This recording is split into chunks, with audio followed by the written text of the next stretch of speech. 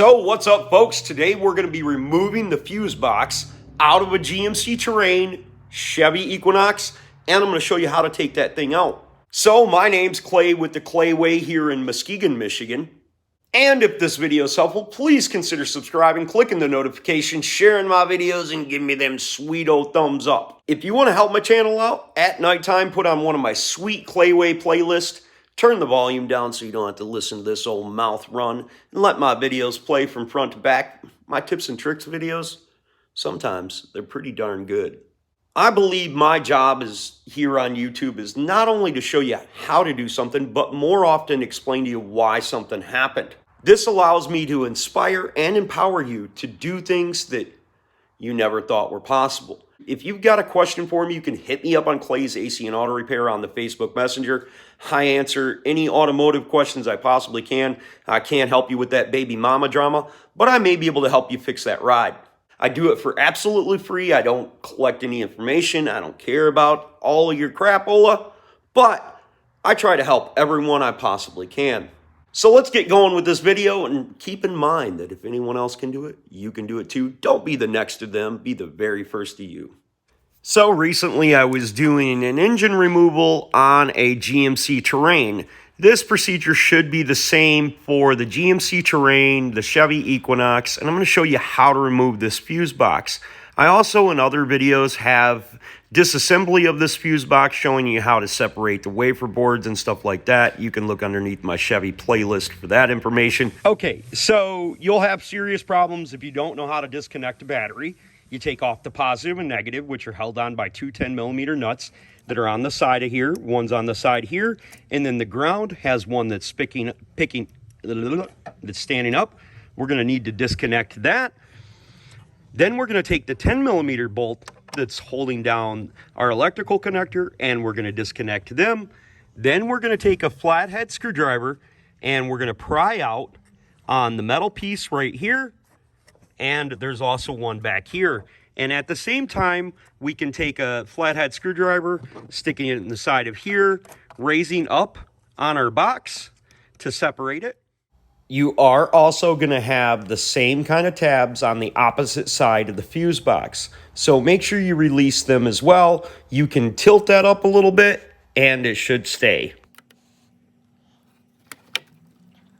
Take out the three 8mm bolts. Correction, there are 4. These bolts are not going to come all the way out. We are going to loosen 4 7mm bolts. They will not come up out of here. Once you get them bolts completely loosened, take your thumb, push down. This is going to release the connector that's underneath there. Now, it doesn't hurt anything to take a hammer and tap it on here once you have the bolts completely loosened. This will push down on the connectors if you're unable to push them by hand. Just make sure that the bolts wiggle up and down, making sure that they're not securing in the connector itself. With the connectors loosened, you should be able to lift up and pull this out of here. Now, these connectors sit down inside this basket, and they kind of clip in, and they have a specific way that they go. When you're going to reassemble this, gently wiggle it and put it back together. Now, this can be separated because there's times where it will have corrosion and stuff built up in here. You just want to make sure that you don't bend any of the panels, because when you go to put it back together, there'll be big problems and stuff won't work, and you'll be like, what the heck? Clay told me it was easy. This fuse box is rather simple. It looks extremely complicated, but it's really not. Down inside here, there's several wafer boards. There's no real electronics like ICs or servos or anything like that. It's just a bunch of different circuits. So you can separate this. There's probably 4 to 5 different boards, but that would require moving all of the fuses and being really careful not to bend things. I have other videos showing you how to do this on my Chevy playlist. We're going to have to remove all the fuses out of here to disassemble it. Usually it's pretty obvious the corrosion will come up like it does on this circuit board right here. When we disassemble this, we're going to find a bunch of wafer boards like I showed you before, and we'll be able to clean it up. Replacement is generally not necessary. If you're disassembling this because you believe it's defective for whatever reason, you might want to take it apart, because more times than not, you're not going to find any defective parts. You're just going to find corrosion like you can see down on these panels here.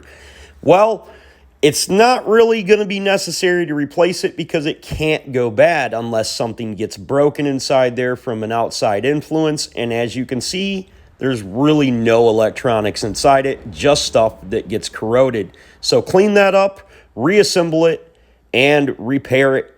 It should be okay. If you take this fuse box out and you decide to separate it, it's super simple to get it apart. All you have to do is use a little bit of screwdrivers, a couple screwdrivers, and it pops right apart. You can look at that on my Chevy playlist. Remember, if this video was helpful, please consider subscribing, clicking the notification, sharing my videos, and giving me them sweet old thumbs up. And if you've got a question, I answer them for absolutely free on Clay's AC and Auto Repair on the Facebook Messenger. Remember, if anyone else can do it, I promise you, you can do it too. God bless, folks. Have the absolute best of days.